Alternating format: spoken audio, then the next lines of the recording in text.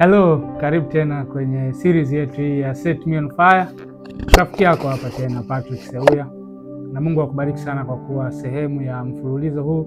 Na nafikiri kwenye series hii labda hii itakuwa ni episode yetu ya mwisho na tutaenda kwenye book launch hivi karibuni.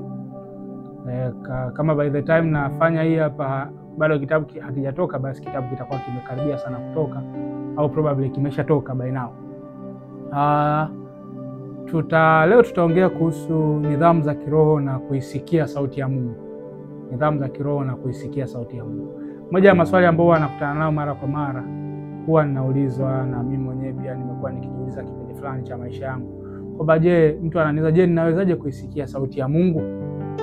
Je, Mungu bado anaongea? Kwa nini watu wengine wanaongea kuhusu kumsikia Mungu lakini mimi sijawahi kumsikia? Nimekuwa pia nikutana na watu wanaweza, je, nawezaje kutofautisha kati ya sauti ya Mungu na mawazo yangu? Wengine wanaenda mbali zaidi, wanaambia Mungu anaongea, shetani anaongea, na mimi mwenyewe pia mawazo yangu yapo. Sasa nawezaje kujua huyu ni Mungu anaongea na sio mimi mwenyewe? Sasa leo tutaangalia jinsi ambavyo nidhamu za kiroho zinaweza kukusaidia kuisikia sauti ya Mungu.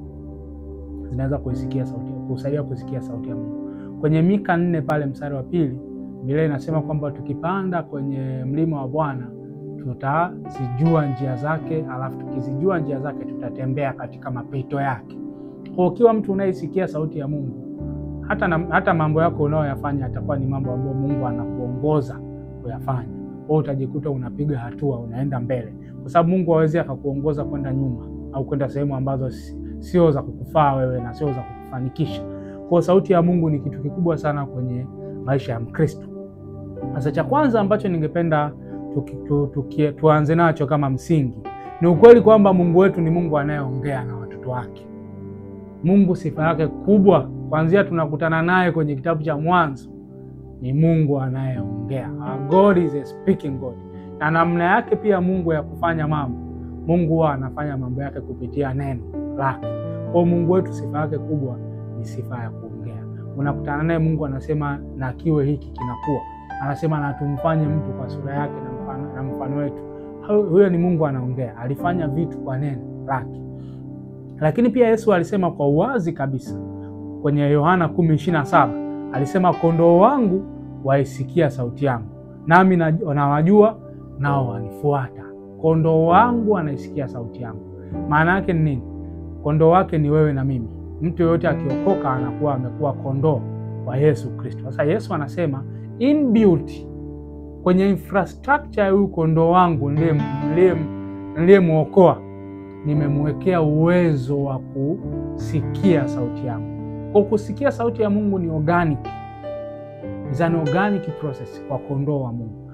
Ezekiel 36:26 inaongea kuhusu moyo wa nyama ambao Yesu Kristo anautengeneza ndani ya mtu anapookoka. Roho Mtakatifu anamuumbia moyo wa nyama. Sasa kwenye huu moyo wa nyama ambao Mungu anampa mtu akiamini, kwenye huu moyo ndani yake pia kunakuwa na miundombinu ya kumwezesha huyu mtu kuisikia sauti ya Mungu.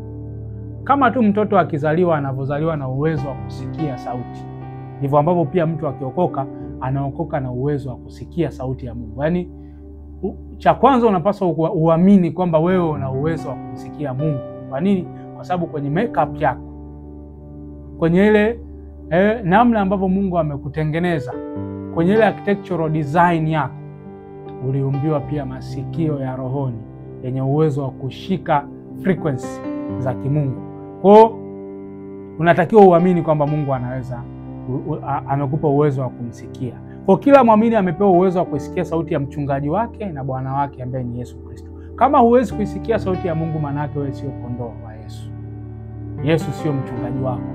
Maana kondoo sifa yake ya kwanza anaweza kumsikia mchungaji wake. Huu ni uwezo wa asili. Mungu pia anatoa ahadi kupitia nabii Isaya kwenye Isaya 30:21. Anasema mkienda kulia au kushoto mtasikia sauti nyuma yenu ikisema njia ni hii, ifuateni. Kwa Mungu anaahidi kwamba atakuwa anaongea na sisi kama watu wake. Sasa kama Mungu anaongea, kwa nini sisi hatumsikii mara nyingi? Kinachofanya tusisikie sauti yake ni nini? Nitakupa sababu kadhaa. Ya kwanza, hatuisikii sauti ya Mungu japo Mungu anaongea wakati wote, kwa sababu tunaishi kwenye dunia yenye kelele nyingi sana. Unajua kila kitu kilichoko hapa duniani kinapambana kitafuta usikivu wako wewe kama mwanadamu. Hakuna chochote ambacho kinatafuta usikivu wa wanyama. Hakuna radio station inayotafuta kusikilizwa na wanyama. Hakuna social media zinazotafuta subscribers ambao ni mapepo au ni wanyama. Hakuna kelele, hakuna television ambazo zinatafuta watazamaji ambao sio binadamu. Kwa kila kitu unachokiona, wale watu wanaotangaza sumu ya mende, kunguni, viroboto, wale wanatafuta attention ya kwako wewe. Chochote unachokiona kinatafuta attention ya mwanadamu. Chochote unachokiona. Kwa hiyo tunaishi kwenye dunia ambayo ina kelele nyingi sana. Miili yetu tu yenyewe na yenyewe ina kelele zake. Ina hisia, ina mihemko, ina mawazo. There is a lot of noise. Kuna vitu vingi sana vinavyoweza kutufanya tusisikie sauti ya Mungu. Kuna mitandao ya kijamii, kuna watu bado wanaokuzunguka. Hawa na wenyewe ni source nyingine ya watu wanaotafuta attention. Kuna masumbufu mbalimbali ya maisha. Kwa hiyo unajikuta katikati ya hiyo mizunguko mingi sana. Usipokuwa makini unaweza ukajikuta Mungu humsikii. Na unajua Mungu sasa na yeye haonekani. Hivi vitu vingine kwa mfano mbwa wako usipomlisha atapiga kelele hadi utamlisha. Huku utapiga kelele hadi watawalisha.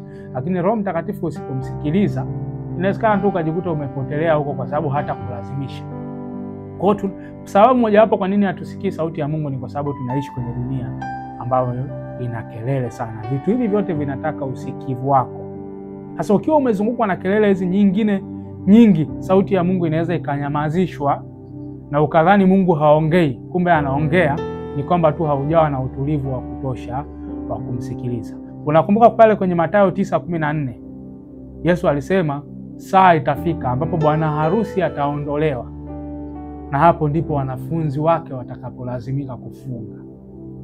Yaani anawaambia wale wanafunzi wa Yohana wale walioenda kumuuliza kwamba kwa nini wanafunzi wake hawafungi. Yesu akawaambia sasa hivi nipo, bwana harusi nipo hapa.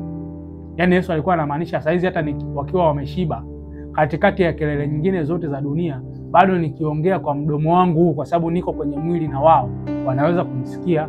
Lakini wakati utafika ambapo sitakuwepo katika mwili, utakuwa kuna Roho Mtakatifu ambaye anaongea kutokea kwenye roho zao. Sasa huyo Roho Mtakatifu wakiwa katikati ya kelele nyingi hizi za dunia, wanaweza wasimsikie. Kwa hiyo itabidi wapunguze miili yao kelele kwa kuwa na nidhamu ya kiroho inayoitwa kufunga. Kwa hiyo watafunga siku bwana harusi nikiondoka, ili waweze kufanyaje? Ili waweze kuisikia sauti ya Mungu. Kwa hiyo uwezo wetu wa kumsikia Mungu, Yesu alikuwa anamaanisha uwezo wa muamini kumsikia Mungu utaongezeka maradufu ukijizoesha kuziishi nidhamu za kiroho. Ukiwa mtu unayeziishi nidhamu za kiroho kama mifungo na maombi na neno, uwezo wako wa kumsikia Mungu utaongezeka maradufu.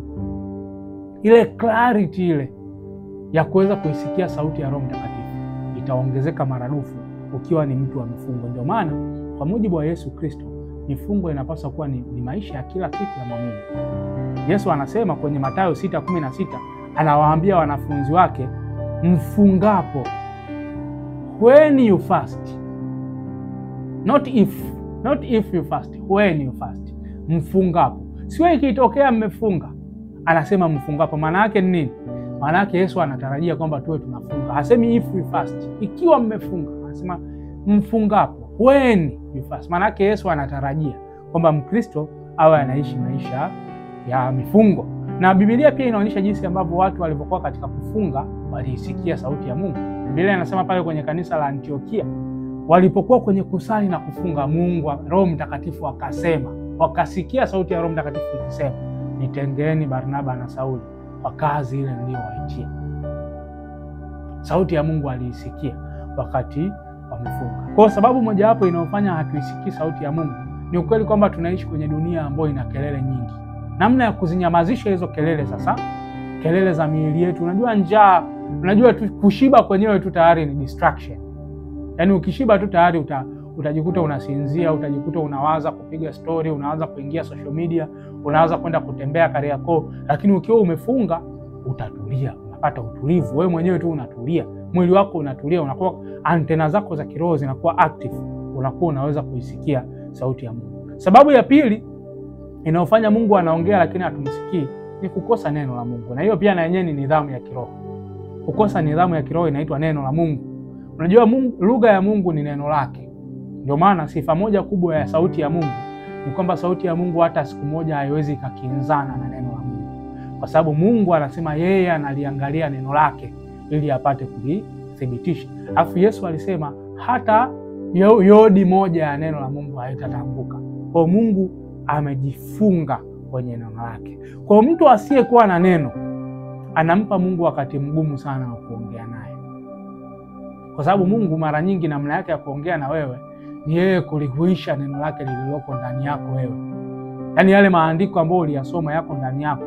Ukifika wakati sasa Mungu anataka kuwasiliana na wewe, atahuisha mojawapo ya yale maandiko yaliyoko ndani yako. Ile logos, maandiko ni logos, ataifanya itakuwa rema. Ataifanya litakuwa neno la wakati. Atatoa uvuvio kwenye neno la wakati, afu hilo neno litakuvusha mahali fulani. Unajua Mungu ameongea na mimi mara nyingi kupitia kwenye neno lake. Lakini haijawahi kutokea hata mara moja Mungu akaongea na mimi kutokea kwenye mstari wa Biblia ambao siujui. Mara zote Mungu ameongea na mimi kutokea kwenye neno la Mungu lililoko ndani yangu. Kuna muda hata sikumbuki hilo neno liko wapi, kwenye kitabu gani, lakini najua hilo neno la Mungu na liko ndani yangu. Nilishawahi kulisoma kipindi fulani. Mungu analihuisha linakuwa rema. Unajua Yesu alisema mojawapo kati ya kazi za Roho Mtakatifu akija, alisema huyo Roho akija, huyo Roho wa kweli atawakumbusha yale yote niliyowafundisha.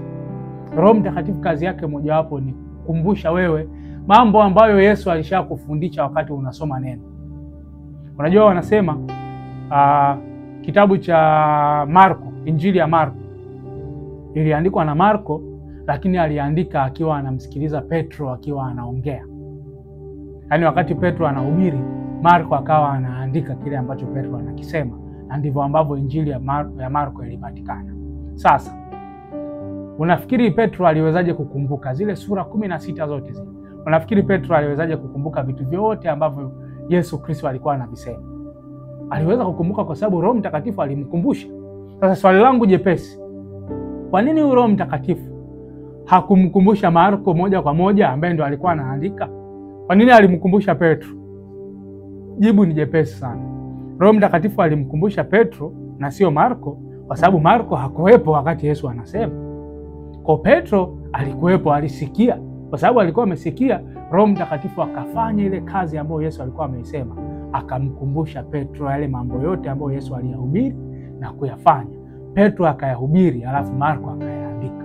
Kwa nini? Kwa sababu unavyoingiza neno la Mungu ndani yako, unampa Roho Mtakatifu uwanja mpana wa kulivuvia hilo neno, halafu liwe ni sauti ya Mungu kwenye maisha yako.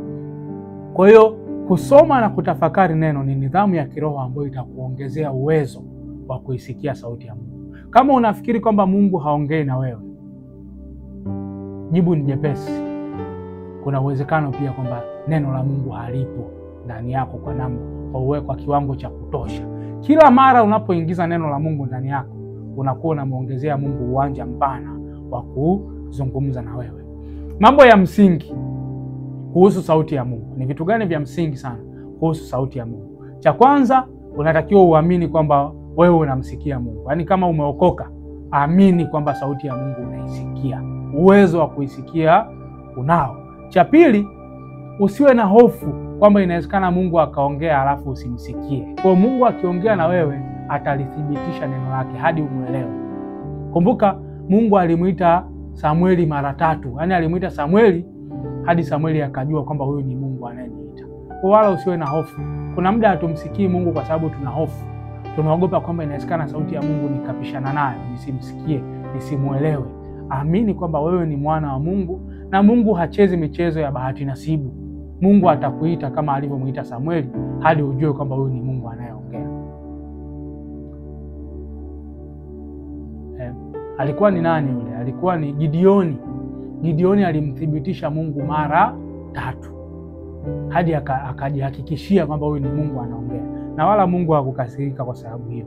Kwa hiyo fahamu kwamba Mungu ataongea na wewe hadi usikie na kumuelewa. Jizoeshe pia, cha 3, jizoeshe kuwa mtii na mtendaji wa kile Mungu anachokuambia Kuna muda hatusikii sauti ya Mungu kwa sababu kile ambacho Mungu anatuambia tufanye hatufanyi. Jizoeshe kufanya kile ambacho Mungu anafanya. Mara nyingi sana Mungu ataanza na vitu vidogo vidogo. Jizoeshe kuwa mtendaji wa hivyo vitu vidogo.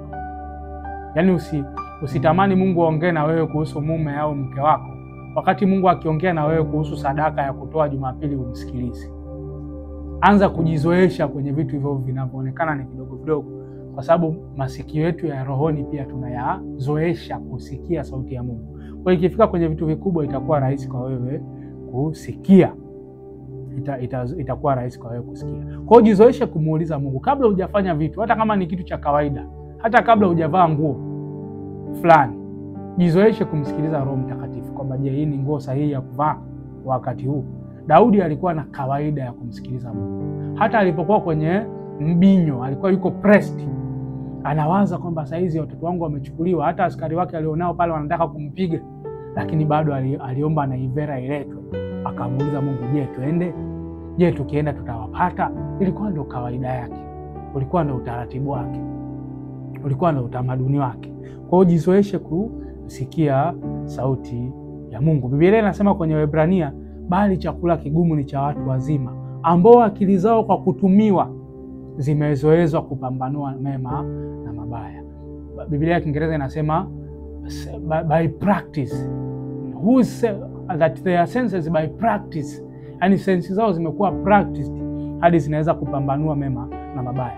Sensi zetu zinaweza kuipambanua sauti ya Mungu zaidi tukiwa tumezizoesha kusikiliza. Na kitu cha muhimu cha mwisho kuhusu sauti ya Mungu ni ukweli kwamba sauti ya Mungu haiwezi kukinzana na neno la Mungu. Mungu hawezi kukuambia kitu ambacho kinalingana na neno lake. Kwa hiyo jizoeshe kusikia sauti ya Mungu. Fanya mazoezi ya kuisikia sauti ya Mungu na kuifanyia kazi, na utashangaa unavyoendelea kufanya hivyo, unavyoendelea kuziishi nidhamu za kiroho, kuishi maisha ya maombi, kuishi maisha ya mifungo, kuishi maisha ya utakatifu, maisha ya uchaji, kuingiza neno la Mungu ndani yako kwa kiwango cha kutosha. Utashangaa kwamba uwezo wako wa kumsikia Mungu na wenyewe pia utaongezeka. Naamini kwamba series hii imekuwa ni baraka, imekupa hatua nyingine kwenye kumjua Mungu, kwenye kumpenda na kwenye kumtumikia. Lakini habari njema ninataka kukuambia ni kwamba hii ilikuwa tu ni sehemu ndogo ya kile kilichopo kwenye kitabu changu kinachoitwa Set Me on Fire, washa moto ndani yangu. Namna nidhamu za kiroho zinavyoweza kuchochea, kuwasha na kuchochea moto wa Mungu ndani yako.